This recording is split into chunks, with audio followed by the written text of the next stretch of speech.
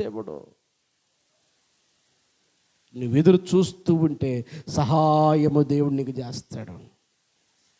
యెహోవా కొరకు సహనముతో కనిపెట్టుకుంటేనే, ఎందుకు? ఆయన సహాయం చేస్తాడని, ఆయన బలపరుస్తాడని. గమనించండి ప్రియ దేవుని బిడ్డలారా, సంగతి చెప్పాలి అంటే సహనముతో మనం ఎప్పుడైతే కనిపెట్టుకుంటామో మన జీవితంలో దేవుడు గొప్ప కార్యములు జరిగిస్తాడండి. మనకు తెలీదు, మనం అనుకుంటాం ఏంటి ఇదని. ఒక సంగతి చెప్తున్నా వింటారా అమ్మా? వినండి. అబ్రహాము లింకన్ అనబడిన వ్యక్తి ఉన్నాడు. ఏం పేరు చెప్పండి? అబ్రహాము లింకన్. అబ్రహాము లింకన్ అనబడిన వ్యక్తి ఒక సామాన్యమైనటువంటి కుటుంబంలో జన్మించాడు.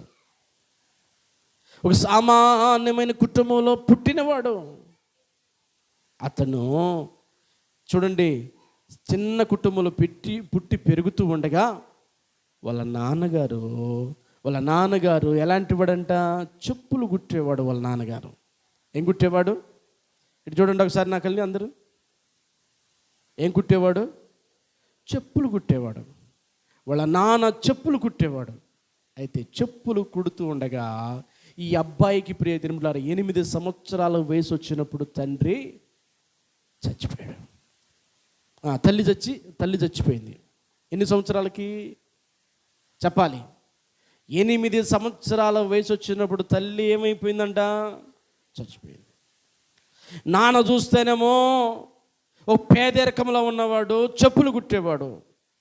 తల్లి పెంచిద్ది అనుకుంటే, తల్లి పోషిస్తుంది అనుకుంటే, తల్లి కాపాడుద్ది అనుకుంటే, తల్లి కూడా ఏమైపోయింది చెప్పాలి? చనిపోయింది. పరిస్థితి ఎలా ఉంటుంది? 8 సంవత్సరాల వయసు.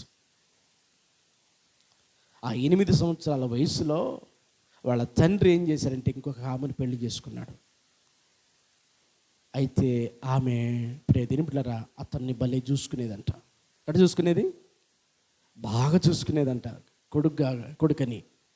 ఈ 8 సంవత్సరాల వయసులో ఉన్నటువంటి ఇతడు తల్లి చనిపోయినటువంటి కొన్ని రోజులకి వాళ్ళ అన్న కూడా చనిపోయాడంట. 13 సంవత్సరాలకి. ఎన్ని సంవత్సరాలకి? వాళ్ళ అన్న కూడా చనిపోయాడు. అన్న అని పిలవటానికి కూడా ఇక అన్న లేడు. తల్లి చనిపోయింది, అన్న చనిపోయాడు.